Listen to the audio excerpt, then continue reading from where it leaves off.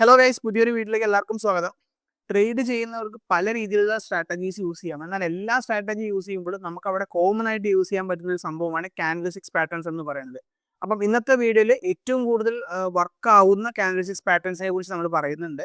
ഒപ്പം വെസ്റ്ററെക്സിന്റെ കുറച്ച് അപ്ഡേറ്റ് ഉണ്ട്, ചെറിയൊരു അപ്ഡേറ്റ് ആണ്, അതുകൂടി ഞാൻ ഷെയർ ചെയ്യാം.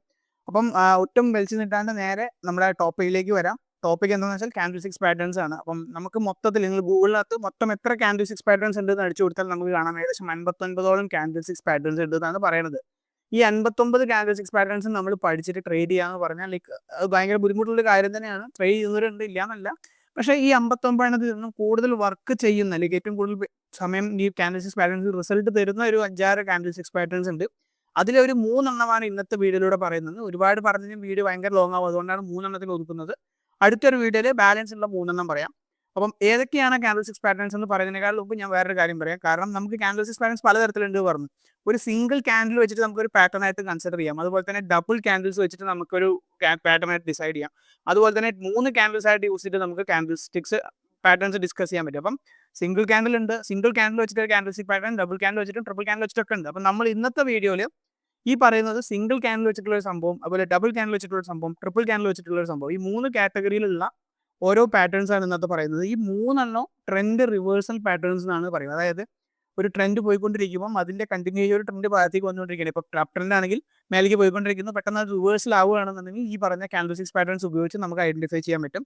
എന്നാൽ ഒരിക്കലും ഈ ഒരു കാൻഡിൽസ്റ്റിക്സ് പാറ്റേൺസ് വെച്ച് മാത്രം നമുക്ക് ഐഡന്റിഫൈ ചെയ്യാൻ പറ്റില്ല. അതിന് നമ്മൾ നമ്മുടെ മുൻപത്തെ പ്രൈസ് ആക്ഷനോ അല്ലെങ്കിൽ നമ്മൾ മുൻപ് പ്ലേ ലിസ്റ്റ് ആക്കി ഇട്ടിട്ടുണ്ടല്ലോ, പ്രൈസ് ആക്ഷൻ ഉണ്ട്, അതുപോലെ തന്നെ സ്മാർട്ട് മണി ഉണ്ട്, പല വേർഷൻസ് ഉണ്ട്. ഇതല്ലാണ്ട് നമ്മുടെ ഇൻഡിക്കേറ്റേഴ്സ് വെച്ച് ചെയ്യുന്നുണ്ട്. സോ ഏത് വേണമെങ്കിൽ നിങ്ങൾക്ക് യൂസ് ചെയ്യാം. സപ്പോർട്ട് റെസിസ്റ്റൻസ് യൂസ് ചെയ്യാം.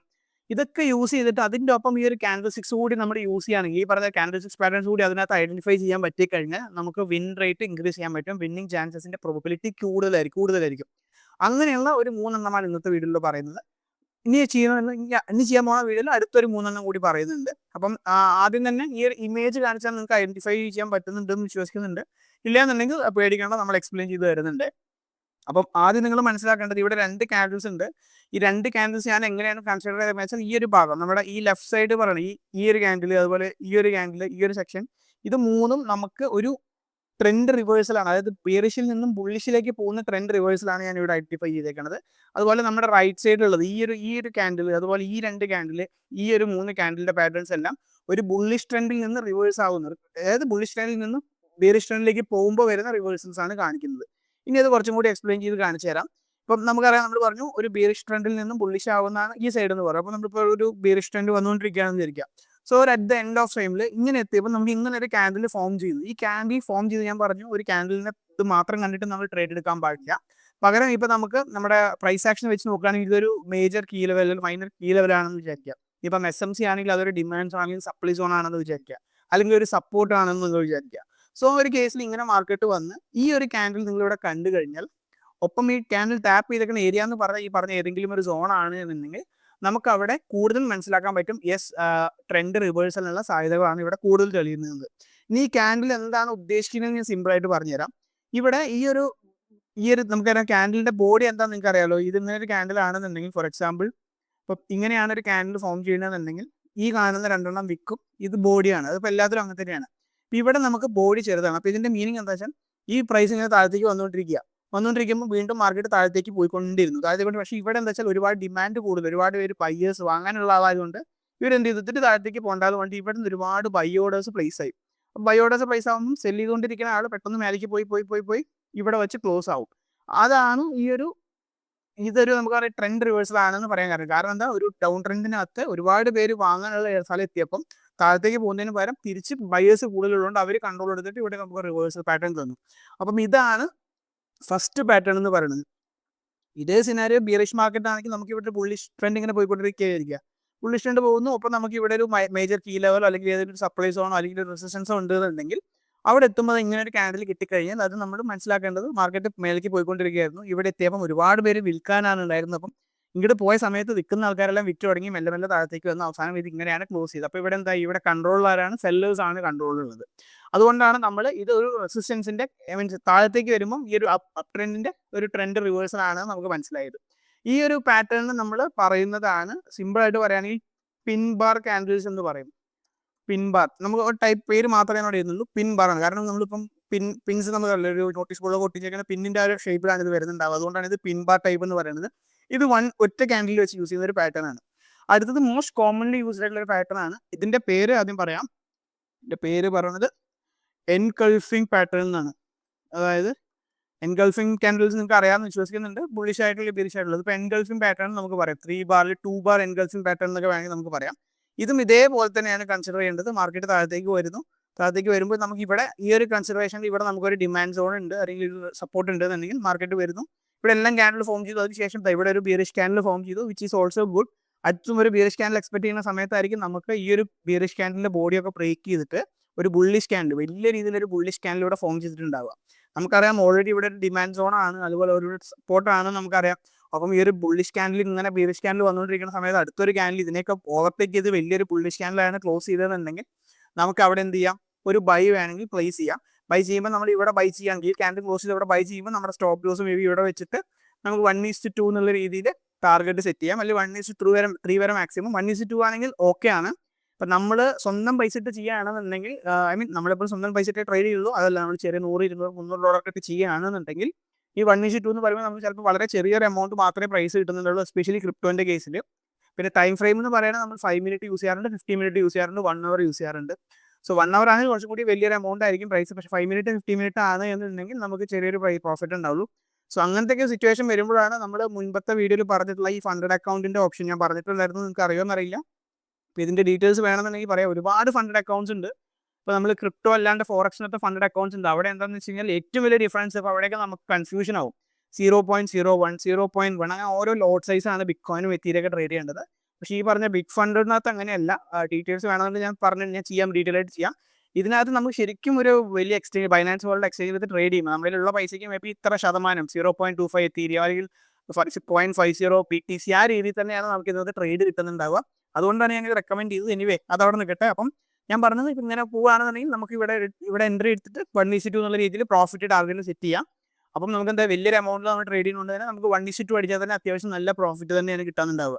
ഇനി ഇതേ കേസിൽ ഡൗൺ ട്രെൻഡിലാണെങ്കിൽ മാർക്കറ്റ് ഇതെങ്ങനെ പോകുന്നു, means down trend means trend റിവേഴ്സിലാണെങ്കിൽ ഇങ്ങനെ പോകുന്നു. ഇവിടെ നമുക്കൊരു സപ്ലൈ സോൺ ഉണ്ട്, സപ്ലൈ സോൺ ഉണ്ട്, അതുപോലത്തെ ഒരു റെസിസ്റ്റൻസ് ഉണ്ട്. ഒരു ക്യാൻഡിൽ ഫോം ചെയ്തു. ഈ ഒരു ക്യാൻഡിലിന്റെ നെക്സ്റ്റ് ക്യാൻഡിൽ എന്ന് പറയുന്നത് ഇതിന്റെ ബോഡിയൊക്കെ ബ്രേക്ക് ചെയ്ത് വലിയൊരു പിയറിഷ് ക്യാൻഡിലാണ് ഫോം ചെയ്തത് എന്നുണ്ടെങ്കിൽ അവിടെ നമുക്ക് കൺസിഡർ ചെയ്യണം. ഒപ്പം ഒരു വലിയ പിയറിഷ് ക്യാൻഡിലാണ്, ഒപ്പം ഒരു സപ്ലൈ സോൺ കൂടിയാണ്. അപ്പോൾ അവിടെ നമുക്ക് എന്ത് മനസ്സിലായി, അവിടെ സെല്ലേഴ്സ് കൺട്രോളിലാണെന്ന് മനസ്സിലായി. നമ്മൾ ഇവിടെ ഒരു എൻട്രി എടുക്കും, ഇത് സ്റ്റോപ്പ് ലോസ് സെറ്റ് ചെയ്യും. 1:2 ഇവിടെ അടുത്ത ഏതെങ്കിലും സോൺ ഉണ്ടെങ്കിൽ ഇപ്പം നമ്മുടെ SMC പഠിക്കുന്ന പോലെ ഫെയർ വാല്യൂ ഗ്യാപ്പോ അല്ലെങ്കിൽ എന്തെങ്കിലും ഒരു സോണോ ഡിമാൻഡ് സോൺ സപ്ലൈ എന്തെങ്കിലും ഒരു സോൺ ഉണ്ടെങ്കിൽ അവിടെ നമ്മൾ എൻട്രി എടുത്തിട്ട് അവിടെ ടാർഗറ്റ് സെറ്റ് ചെയ്ത് നമ്മൾ ഇതിന് പുറത്താവും. അപ്പോൾ ഇങ്ങനെയാണ് നമുക്ക് 1:2 ഈ രണ്ട് പാറ്റേൺ വെച്ച് ട്രേഡ് ചെയ്യാൻ പറ്റുക. അടുത്ത മൂന്നാമത്തേന്ന് പറഞ്ഞാൽ 3 ക്യാൻഡിൽ പാറ്റേൺസ് ആണ്. അപ്പോൾ ഇതിന്റെ പേര് തന്നെ അങ്ങനെയാണ്. നമുക്ക് 3 ബാർ അല്ലെങ്കിൽ 3 ക്യാൻഡിൽസ് എന്ന് പറയാം. നമ്മളിവിടെ യൂഷ്വലി ഇതിനെ 3 ബാർ എന്നാണ് പറയത്തുള്ളൂ, പക്ഷെ ഞാൻ 3 ക്യാൻഡിൽസ് എന്ന് പറയുന്നുണ്ട്. കാരണം നമ്മൾ ക്യാൻഡിൽസ് നമ്മൾ കൺസിഡർ ചെയ്യണം. 3 ക്യാൻഡിൽസ് റിവേഴ്സൽ എന്ന് വേണമെങ്കിൽ നമുക്ക് പറയാം. ഓക്കെ, സ്പെല്ലിംഗ് ഒക്കെ ഏർപ്പെടുത്തായിരിക്കും, എന്നാലും അല്ല. ഓക്കെ, ഇങ്ങനെയാണ് നമുക്ക് നോക്കാം. ഇതെങ്ങനെയാന്ന് വെച്ച് കഴിഞ്ഞാൽ ഇതേ സംഭവം തന്നെയാണ്. നമുക്ക് മാർക്കറ്റ് താഴത്തേക്ക് വന്നുകൊണ്ടിരിക്കുന്നു. ഈ ഒരു പെർട്ടിക്കുലർ രീതിയിൽ ഒരു വ്യക്തി ഒരു ക്യാൻഡിൽ ഫോം ചെയ്തു. ഇപ്പോൾ നമ്മളിവിടെ സിമ്പിൾ ആയിട്ട് പറയുകയാണെങ്കിൽ ഈ ഒരു ക്യാൻഡിൽ ഇപ്പോൾ ലാസ്റ്റ് ഫോം ചെയ്തു. ഇവിടെ നമുക്കൊരു സപ്ലൈ സോൺ ഉണ്ട് വിചാരിക്കുക, അല്ലെങ്കിൽ ഡിമാൻഡ് സോൺ ഉണ്ട് വിചാരിക്കുക. ഈ ഒരു ക്യാൻഡിൽ നമ്മൾ 1, ഇത് നമ്മൾ 2, ഈ ഗ്രീൻ നമ്മൾ 3 എന്ന് വെക്കും വിചാരിച്ചത്. ഇതേപോലെ ഇവിടെ ഇത് 1, ഇത് 2, ഇത് 3. ഇതങ്ങനെ നോട്ട് ചെയ്ത് വെച്ചേക്കട്ടെ, അതിനെക്കുറിച്ച് ഞാൻ പറഞ്ഞുതരാം. ഇപ്പോൾ നമ്മൾ മേലെ താഴത്തേക്ക് ഇങ്ങനെ വന്നുകൊണ്ടിരിക്കുകയാണ്. ഞാൻ വന്ന് ഇവിടെ ഒരു ക്യാൻഡിൽ ഫോം ചെയ്തു, അതിനുശേഷം സെക്കൻഡ് ക്യാൻഡിൽ ഫോം ചെയ്തു, പിന്നെ തേർഡ് ക്യാൻഡിൽ ഫോം ചെയ്തു. ഇവിടെ നമ്മൾ നോക്കുന്ന സമയത്ത് എന്താ ഉണ്ടായെന്ന് വെച്ച് കഴിഞ്ഞാൽ ഈ ഫസ്റ്റ് ക്യാൻഡിൽ എന്ന് പറയുന്ന സംഭവം, അതായത് ഫസ്റ്റ് ക്യാൻഡിലിന്റെ ബോഡിയെക്കാട്ടിലും ചെറുതാണ് രണ്ടാമത്തെ ക്യാൻഡിലിന്റെ ബോഡി എന്ന് പറയുന്നത്. അല്ലേ, നിങ്ങൾക്ക് അത് മനസ്സിലാക്കാൻ പറ്റുന്നുണ്ടല്ലോ. ഫസ്റ്റ് ക്യാൻഡിലിന്റെ ബോഡി ഇതാണെങ്കിൽ അതിനേക്കാളും ചെറുതാണ് രണ്ടാമത്തെ. ഇനി മൂന്നാമത്തെ ക്യാൻഡിൽ എന്ന് പറഞ്ഞാലോ കളറേ ചേഞ്ച് ചെയ്യാം. നമുക്ക് ക്യാൻഡിലിന്റെ ഇതേ മാറിപ്പോയി. ക്യാൻഡിൽ ഏതായി പോയി, നമുക്ക് ക്യാൻഡിൽ തന്നെ ബുള്ളിഷ് എന്നുള്ളത് ബിയറിഷ് എന്നുള്ളത് ബുള്ളിഷ് ആയിപ്പോയി. ഒരു മിനിറ്റ്. ഓക്കെ, ഇത് രണ്ട് സിനാരിയോ ഉണ്ട് കേട്ടോ നമുക്ക് ഇതിനകത്ത്. അപ്പോൾ ഇതിനകത്ത് താഴത്തേക്ക് വന്നുകൊണ്ടിരിക്കുന്നത് ഇവിടെ 1 എന്നുള്ള ക്യാൻഡിൽ, 2 എന്നുള്ള ക്യാൻഡിൽ ഇവിടെ സപ്ലൈ സോണിൽ അല്ലെങ്കിൽ ഡിമാൻഡ് സോണിൽ ടച്ച് ചെയ്തു. അപ്പോൾ ഈ 1ന്റെ ബോഡി എന്ന് പറയുന്നത് 2ന്റെ ബോഡിയെക്കാട്ടിലും വലുതാണ്. മൂന്നാമത്തെ ക്യാൻഡിൽ എന്ന് പറഞ്ഞാൽ എക്സാക്ട്ലി ഓപ്പോസിറ്റ് ആയിട്ട് ഒരു ക്യാൻഡിൽ ഫോം ചെയ്തത് മാത്രമല്ല, ആ ഫോം ചെയ്ത ക്യാൻഡിൽ ഈ ഒന്നാമത്തെ ക്യാൻഡിലിന്റെ ബോഡിയെക്കാട്ടിലും വലുതാണ്. അതായത് മൂന്നാമത് ഫോം ചെയ്ത ക്യാൻഡിലിന്റെ ബോഡി ഗ്രീൻ ആണ്, ഐ മീൻ ബുള്ളിഷ് ആണ്. ആ ബുള്ളിഷ് ആണെന്നതിന് പുറമെ ഈ ഒന്നാമത്തെ ഫോം ചെയ്ത ക്യാൻഡിലിനെക്കാട്ടിലും വലിയൊരു അതും കൂടി ക്ലോസ് ചെയ്തിട്ട്, ആ ഒരു ബോഡിയെ കൂടി ക്ലോസ് ചെയ്തിട്ടാണ് മൂന്നാമത്തെ ക്യാൻഡിൽ ക്ലോസ് ചെയ്തെന്നുണ്ടെങ്കിൽ നമുക്ക് ഉറപ്പായിട്ടും പറയാം ഒരു 90% ഇത് ട്രെൻഡ് റിവേഴ്സൽ തന്നെയാണെന്ന് പറയാം. കാരണം ഈ വരുന്ന വോളിയം എല്ലാം ഓവർടേക്ക് ചെയ്തിട്ടുള്ള ഫുൾ ബയേഴ്സ് ഇവിടെ കൺട്രോൾ എടുത്ത ഒരു സംഭവമാണ്. കാരണം ഈ ഒരു ബോഡിയെക്കാളും വലുതായിട്ടാണ് ക്ലോസ് ചെയ്തേക്കുന്നത്. ഇനി ഇതേ സാധനം വേറൊരു പ്രശ്നമുണ്ട് ഇതിനകത്ത്. ഇനിയിപ്പം ഈ ഫുൾ ബോഡി ക്ലോസ് ചെയ്തില്ല എന്ന് വിചാരിക്കുക. ഈ ക്യാൻഡിൽ ഇങ്ങനെയാണ് ഫോം ചെയ്തതെന്നുണ്ടെങ്കിൽ സ്റ്റിൽ നമുക്കത് പറയാം ബുള്ളിഷ് ആയി എന്ന് പറയാം. പക്ഷെ എന്നാലും നമുക്ക് മുൻപത്തെ പോലെ ഈ ഒരു ബോഡി ക്ലോസ് ചെയ്തിട്ടുള്ള ക്യാൻഡിൽ ഫോം ചെയ്തതിൻ്റെ അത്ര ഇല്ല. അത്ര ഒരു മേ ബി അതിൻ്റെ 80% ആക്യുറസി ആണെങ്കിൽ ഇവിടെ നമുക്ക് 60% ആക്യുറസി പറയാൻ പറ്റും. കാരണം ബോഡി സ്ട്രെങ്ത് അത്ര ഇല്ലാത്തതുകൊണ്ട് തന്നെ വോളിയം അധികം ഇല്ല എന്ന് നമ്മൾ മനസ്സിലാക്കണം. ഇതേ കേസ് തന്നെയാണ് ബെയറിഷ് സ്ട്രെങ്ത്. നമ്മളിപ്പം മാർക്കറ്റ് താഴത്തേക്ക് മേലേക്ക് പോയിക്കൊണ്ടിരിക്കുകയാണ്. മേലേക്ക് പോയി ഇവിടെ എത്തിയ ഒരു പെർട്ടിക്കുലർ രീതിയിൽ എത്തിയപ്പം നമുക്ക് എന്താ ഈ കേസിൽ ഈ ഒരു 1, ഇത് 2, ഇത് 3 മൂന്നാമത്തെ ക്യാൻഡിൽ എന്ന് പറഞ്ഞാൽ ഒന്നാമത്തെ ക്യാൻഡിലിന്റെ ബോഡിയെക്കാട്ടിലും വലിയ രീതിയിലാണ് ക്ലോസ് ചെയ്തേക്കുന്നത്. അതുകൊണ്ട് നമുക്ക് ഇവിടെ മനസ്സിലായി ഇവിടെ ഒരു സപ്ലൈ സോണും ഉണ്ട്. അപ്പോൾ നമുക്ക് സപ്ലൈ സോണിൽ എത്തിയപ്പോൾ 3 ക്യാൻഡിൽ റിവേഴ്സൽ പാറ്റേൺ കണ്ടു. വലിയ രീതിയിലൊരു ബുള്ളിഷ് പാറ്റേൺ, നല്ല വലിയ രീതിയിലൊരു ബുള്ളിഷ് ക്യാൻഡിൽ, ബിയറിഷ് ക്യാൻഡിലാണ് ഫോം ചെയ്തത് ഒന്നാമത്തെ ക്യാൻഡിലിനെക്കാട്ടും. ഒന്നാമത്തെ ക്യാൻഡിൽ എന്ന് പറഞ്ഞാൽ ലാസ്റ്റ് മൂന്നാമത്തെ ക്യാൻഡിലെ കൺസിഡർ ചെയ്യണേ.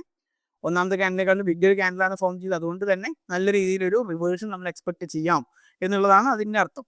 ഇനിയിപ്പം ഈ സംഭവം ഇങ്ങനെയല്ല, ഇതിപ്പോൾ ഇതേപോലെ തന്നെ ഇത് ചെറിയ രീതിയിലാണ് എന്ന് വിചാരിക്കും. ഈ ഒരു ക്യാൻഡിൽ ഇത്രയേ ഉള്ളൂ, ഇതിന്റെ ബോഡി ക്ലോസ് ചെയ്തില്ല, ഈ ഒരു ബോഡി ബ്രേക്ക് ചെയ്ത് ക്ലോസ് ചെയ്തിട്ടല്ല ചെയ്തതെന്നുണ്ടെങ്കിൽ നമുക്ക് എന്ത് മനസ്സിലായി?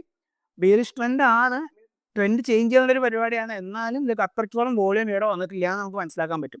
സോ ഇതാണ് ഒരു 3 ക്യാൻഡിൽ റിവേഴ്സൽ പാറ്റേൺസ് നമ്മൾ കൺസിഡർ ചെയ്യുന്നത്. അപ്പോൾ നമുക്ക് മൊത്തം 3 പാറ്റേൺസ് മനസ്സിലായിട്ടുണ്ട് ക്യാൻഡിൽ 6ൽ. പിൻബാർ എന്ന് പറയുന്നത്, എൻഗൾഫിംഗ് എന്ന് പറയുന്നത്, 3 ക്യാൻഡിൽ റിവേഴ്സൽ എന്ന് പറയുന്നത്. ഈ 89 നിന്നും കൂടുതൽ വർക്ക് ആവുന്ന 3 ക്യാൻഡിൽ സ്റ്റിക്ക് പാറ്റേൺസ് ആണ് ഞാൻ പറഞ്ഞേക്കുന്നത്. ഇനി ഒരു 3 കൂടി ഉണ്ട്, അത് നമ്മൾ അടുത്ത വീഡിയോയിൽ ചെയ്യാം. അപ്പം ഇതിൽ എന്തെങ്കിലും ഡൗട്ട് ഉണ്ടെങ്കിൽ താഴെ കമന്റ് ചെയ്യുക. നമ്മൾ ടെലിഗ്രാം ഗ്രൂപ്പിൽ ഒന്ന് ജോയിൻ ചെയ്ത് പറഞ്ഞാൽ മതി. ഞാൻ പറഞ്ഞാൽ ഒറ്റയ്ക്ക് ഒരു പാറ്റേൺസ് വെച്ച് മാത്രം നിങ്ങൾക്ക് ട്രേഡിംഗ് സക്സസ് ആക്കാൻ പറ്റില്ല. അതിൻ്റെ ഒപ്പം നമ്മൾ ഈ പറഞ്ഞ സപ്ലൈ അല്ലെങ്കിൽ ഡിമാൻഡ് അല്ലെങ്കിൽ എന്തെങ്കിലും ഒരു സ്ട്രാറ്റജി യൂസ് ചെയ്യണമെങ്കിൽ അതുകൂടി നോക്കിയിട്ട് ഒരു പെർട്ടിക്കുലർ സപ്പോർട്ട് ആണോ റെസിസ്റ്റൻസ് ആണോ നോക്കി അവിടെ ഈ ഒരു ക്യാൻഡിൽ 6 പാറ്റേൺ ആണ് ഫോം ചെയ്തിരിക്കുന്നത് എന്നുണ്ടെങ്കിൽ നമുക്ക് ഡെയിലി നല്ല രീതിയിൽ ഒരു ട്രേഡ് എടുക്കാൻ പറ്റും. നല്ല രീതിയിലൊരു വിൻ പെർസെൻറ്റേജ് അവിടെ ഉണ്ട്. ഓക്കെ, അപ്പോൾ ഇതിൽ ഡൗട്ട് ഒന്നും ഇല്ലാന്ന് വിശ്വസിക്കുന്നുണ്ട്. എന്തെങ്കിലും ഡൗട്ട് ഉണ്ടെങ്കിൽ താഴെ വന്ന് പറഞ്ഞാൽ മതി. ഇനി നമ്മൾ കുറേ പേര് കാത്തിരിക്കുന്ന വെസ്റ്ററെക്സിൻ്റെ അപ്ഡേറ്റ് ആണ്. വെസ്റ്ററെക്സിൻ്റെ അപ്ഡേറ്റിൽ നമ്മൾ മുൻപത്തെ വീഡിയോയിൽ പറഞ്ഞിരുന്നു, 13-ാം തീയതി കേസ് നടന്നപ്പോൾ കോടതി കുറച്ച് തെളിവ് ചോദിച്ചു എന്ന് പറഞ്ഞു. ആ തെളിവ് സബ്മിറ്റ് ചെയ്യുന്ന ഡേറ്റ് 23-ാം തീയതി എന്ന് പറഞ്ഞു. അപ്പം വെസ്റ്ററെക്സിൻ്റെ ഇന്നലെ ഒരു മെയിൽ വന്നിട്ടുണ്ട്. അവർ പറഞ്ഞിട്ടുള്ള ഡോക്യുമെന്റ് ഇവർ സബ്മിറ്റ് ചെയ്തു എന്ന് പറഞ്ഞു. സോ സ്വാഭാവികമായിട്ടും ഇനി അടുത്തൊരു മെയിൽ വെസ്റ്ററെക്സിൻ്റെ വരുന്നുണ്ടാവും. അടുത്ത ഡേറ്റിന്റെ ഹിയറിംഗ് ആയിരിക്കും പറയുന്നുണ്ടാവും. May be by end of May അല്ലെങ്കിൽ ജൂൺ ഫസ്റ്റ് വീക്ക് ഒക്കെ നമുക്ക് അടുത്തൊരു ഹിയറിംഗ് കേൾക്കാം. ആ ഒരു ഹിയറിംഗിലായിരിക്കും കോടതി പറയുന്നുണ്ടാവുക ഇവർ പ്രൂഫ് കൂടെ കൊടുത്ത സബ്മിറ്റ് ചെയ്ത പ്രൂഫ് മതിയെങ്കിൽ അടുത്ത സ്റ്റെപ്പ് എന്താ വെച്ചാൽ ഓക്കെ ഞങ്ങൾ ഇത് അപ്രൂവ് ചെയ്യുന്ന രീതിയിൽ അവർ അപ്പോഴായിരിക്കും പറയുന്നുണ്ടാവുക. ഇഫ് അവർ അപ്രൂവ് ചെയ്യുകയാണെന്നുണ്ടെങ്കിൽ നിങ്ങൾക്ക് ബൈ എൻഡ് ഓഫ് ജൂണിൽ മേ ബി വെസ്റ്ററെക്സ് വേറെ പ്രശ്നങ്ങളൊന്നും കാണിച്ചില്ല എന്നാലും ബൈ എൻഡ് ഓഫ് ജൂണിൽ പേയ്മെന്റ് കിട്ടാനുള്ള സാധ്യതകളുണ്ട്. പിന്നെ പല ആൾക്കാരുടെ ഡൗട്ട് KYC പറ്റിയിട്ടാണ്. വീണ്ടും KYC ചോദിച്ചു വരുന്നുണ്ട് എന്നതാണ്. ഇതിപ്പം വെസ്റ്ററെക്സ് മാത്രമല്ല, അത് ഇന്ത്യൻ ഗവൺമെന്റ് കൊണ്ടുവന്നിട്ടുള്ള റൂളാണ്. കാരണം ഈ മണി ലോണ്ടറിങ് ഇപ്പോഴും നടക്കുന്നുണ്ട്. FI രജിസ്ട്രേഷൻ ഉണ്ടെങ്കിൽ മണി ലോണ്ടറിങ് നടക്കുന്നുണ്ട്. അപ്പം ഫൈനാൻസിനൊക്കെ വീണ്ടും ഫൈൻ കിട്ടിയെന്നൊക്കെ വരുന്നുണ്ട്. അപ്പോൾ ഫൈനാൻസ് പോലുള്ള ഇന്ത്യയിൽ രജിസ്റ്റർഡ് ആയിട്ടുള്ള FI രജിസ്റ്റർഡ് ആയിട്ടുള്ള സകല എക്സ്ചേഞ്ചുകളും മേ ബി ഇനി നിങ്ങളോട് KYC ചോദിക്കാം. ഈ ബിഫോർ ജൂൺ ആണ് തോന്നുന്നു, ജൂൺ 30 ഡെഡ് ലൈൻ കൊടുത്തേക്കുന്നത് തോന്നുന്നുണ്ട്. സോ ഇന്ത്യയിൽ പ്രവർത്തിക്കുന്ന രജിസ്റ്റർഡ് ആയിട്ടുള്ള എക്സ്ചേഞ്ചുകളെല്ലാം മേ ബി നിങ്ങളുടെ വീണ്ടും KYC ചോദിച്ചാൽ ഡൗട്ട് മീൻസ് ടെൻഷൻ അടിക്കേണ്ട ആവശ്യമൊന്നുമില്ല. അത് ഗവൺമെന്റിന്റെ റൂളാണ്. അപ്പം വെസ്റ്ററെക്സ് ചോദിച്ചാൽ ഒന്ന് പോസിറ്റീവായിട്ട് വേണം നിങ്ങൾക്ക് കൺസിഡർ ചെയ്യാൻ പറ്റുന്ന മൂവ്മെന്റ്. ബിക്കോസ് കാരണം ഇപ്പോൾ ഇവർക്ക് ഈ ജൂണിൽ ഫണ്ട് തിരിച്ച് കിട്ടുകയാണെന്നുണ്ടെങ്കിൽ KYC ചെയ്തിട്ടില്ല എന്നുള്ള ആ ഒരു പ്രശ്നം കൊണ്ട് വീണ്ടും നിങ്ങൾക്ക് ഫർദർ ഡിലേ ആക്കില്ല. അപ്പോൾ നിങ്ങൾ മാക്സിമം ചെയ്ത് വയ്ക്കുക. എന്തായാലും നമ്മുടെ ഡോക്യുമെന്റ്സ് ഒക്കെ അവിടെയുള്ള ഒന്നുകൂടി KYC ഇതെല്ലാം സെറ്റ് ആക്കി വയ്ക്കുക. ഇനിയിപ്പോൾ അവർ അതിനകത്ത് റിജക്ട് ചെയ്യോ ഇല്ലയോ എന്നുള്ളത് അത് അവരുടെ വേറെ ഉടായ്പ. അങ്ങനെ എന്തെങ്കിലും വരുമോ എന്നുള്ളത് നമുക്ക് അപ്പം കാണാം. ബട്ട് KYC ചെയ്യുന്നത് നല്ലതാണ്. ഫണ്ട് കിട്ടിക്കഴിഞ്ഞാൽ വിഡ്രോ ചെയ്യുന്ന സമയത്ത് അപ്പോൾ ഒരു ഇഷ്യൂ ഉണ്ടാവില്ല. അപ്പോൾ മാക്സിമം KYC ചെയ്യാൻ നോക്കുക. അപ്പം ഇതൊക്കെ തന്നെയാണ് ഇമ്പോർട്ടൻ്റ് ആയിട്ടുള്ള വീഡിയോ. അപ്പോൾ ഈ ക്യാൻഡിൽ 6 പാറ്റേൺസിനെ കുറിച്ചും വെസ്റ്ററെക്സിൻ്റെ അപ്ഡേറ്റ് നിങ്ങൾക്ക് യൂസ്ഫുൾ ആയി തോന്നുകയാണെങ്കിൽ ലൈക്ക് ചെയ്യുക. നമ്മുടെ ചാനൽ കുറേ ആയിട്ട് വീഡിയോ എടുത്തുകൊണ്ട് ഡിതായി കിടക്കുകയാണ്. നിങ്ങളുടെയൊക്കെ സപ്പോർട്ട് ഉണ്ടാവുമെന്ന് പ്രതീക്ഷിക്കുന്നുണ്ട്. അപ്പോൾ നമ്മൾ പറഞ്ഞിട്ടുള്ള BitFunded എന്ന് പറഞ്ഞ അക്കൗണ്ടിനെ കുറിച്ച് ഡീറ്റെയിൽ വേണമെന്ന് തീർച്ചയായിട്ടും ചെയ്യാം. നമ്മൾ ഓൾറെഡി ഒരു ചെറിയ ഗെയിംസ് പോലെ ഈ ലാസ്റ്റ് വീഡിയോയിൽ ചെയ്തിട്ടുണ്ട്. ഒരു ഡെഡിക്കേറ്റഡ് ആയിട്ട് വീഡിയോ തന്നെ അതിനെക്കുറിച്ച് ചെയ്യാം. മറ്റുള്ള അക്കൗണ്ടിനെ വെച്ച് നോക്കുമ്പോൾ പൈസ കുറച്ച് കൂടുതലാണ്. അല്ലെങ്കിൽ ഫണ്ടിങ് ലിപ്സ് ഒക്കെ ചിലപ്പോൾ $40, $50 ഒക്കെ കിട്ടും. പക്ഷേ അവിടെ നമുക്ക് എത്രയാ 0.1 ആ രീതിയിൽ നമുക്ക് കൺഫ്യൂഷൻ ആവും ട്രേഡിങ്. നമ്മൾ ക്രിപ്റ്റോ ട്രേഡ് ചെയ്യുന്നവരാണെങ്കിൽ സ്വാഭാവികമായിട്ട് കൺഫ്യൂഷൻ ആവും. ഇതൊന്നും ഇല്ല, ഒരു എക്സ്ചേഞ്ചിൽ ട്രേഡ് ചെയ്യുന്ന പോലെ ഇതിനകത്ത് ട്രേഡ് ചെയ്യാൻ പറ്റും. അപ്പം കൂടുതൽ ഡീറ്റെയിൽസ് നമ്മൾ അടുത്ത വീഡിയോയിൽ ചെയ്യാം. അപ്പം വേറെ നല്ലൊരു വീഡിയോ ആയിരിക്കും. എല്ലാവർക്കും ഹാപ്പി ഇൻവെസ്റ്റിംഗ്.